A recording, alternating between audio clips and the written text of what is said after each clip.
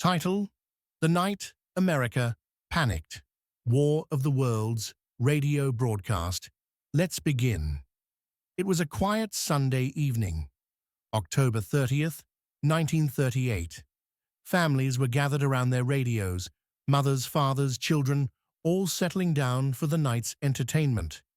And then, panic, screaming, people fleeing their homes, convinced death was falling from the skies. This wasn't a natural disaster. It wasn't war.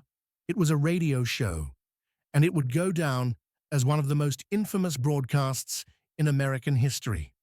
Welcome to Time to Rewind, where we dive deep into the weirdest, wildest, and most unbelievable moments from the past. Today, the chaos caused by H.G. Wells' War of the Worlds, brought to life over the airwaves by a 23-year-old named Orson Welles. Buckle up. You're about to hear the story of a fake alien invasion that felt a little too real.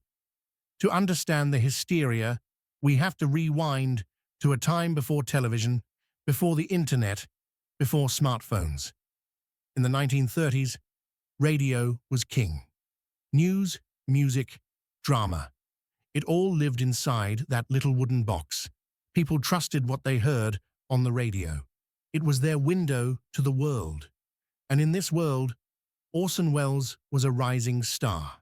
Young, brilliant, and theatrical, Welles was the creative force behind the Mercury Theatre on the Air, a weekly radio drama series on CBS. Each week, they'd adapt literary classics for radio.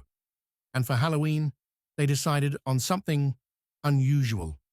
H.G. Wells' The War of the Worlds. The 1898 novel tells the story of a Martian invasion. Giant tripods, deadly heat rays, panic, death, and ultimately human survival thanks to Earth's bacteria. But Orson Welles had a bold idea. Instead of simply reading the book, what if they made it sound real? What if it sounded like a real-time news broadcast? The script was reimagined as a series of interruptions, dance music giving way to breaking news bulletins, a meteor crash in New Jersey, strange creatures emerging, weapons beyond imagination. It was all fiction, but it didn't sound like fiction. Listeners who tuned in late missed the disclaimer. They didn't hear the introduction that said this was a drama, not a real news bulletin. And CBS made another critical decision. They didn't cut in with commercial breaks. No interruptions, no reminders. Just a steady stream of fake, horrifying news. It felt real. Now, how many people really panicked? That's the million-dollar question. According to newspapers at the time, especially the ones owned by the media magnate William Randolph Hearst, it was mass hysteria. People running through the streets, traffic jams, churches filling up, gun stores being raided. Some say people even died from shock. But here's the twist. Much of that chaos, it might have been exaggerated. Here's why. Newspapers in the 1930s were at war with radio. Radio was stealing their advertising money, their audience, their power. So, when the chance came to humiliate radio, the press pounced. They published headline after headline calling Wells irresponsible, calling radio dangerous, warning of what might happen next time. Radio panics nation. Fake Martian broadcast terrifies thousands. Is radio too powerful? In reality, later studies suggest maybe a few thousand people truly panicked. Not millions, not the entire country. But the perception was enough. It was a perfect storm. People's trust in radio, the realistic format, the timing near Halloween, and the fear of war already bubbling in Europe. It's easy to forget that in 1938, World War II hadn't started yet, but tension was high.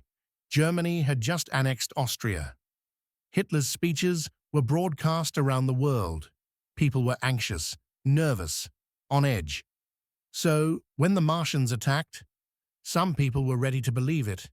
The fallout was swift. CBS issued a formal apology.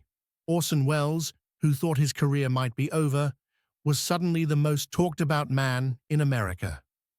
Ironically, the panic made him famous. Within 2 years, he'd direct and star in one of the greatest films ever made, Citizen Kane. And the Mercury Theatre? It got a sponsor. The chaos worked in their favor. Since then, War of the Worlds has become a kind of media legend, a story told over and over again to remind us how powerful words can be. In today's world, with deepfakes, fake news, and AI-generated voices, the lesson of War of the Worlds feels more relevant than ever. Just because something sounds real doesn't mean it is. Thanks for watching Time to Rewind. If you liked this episode, drop a comment, hit that like button, and make sure to subscribe, because the past is full of surprises, and we're just getting started.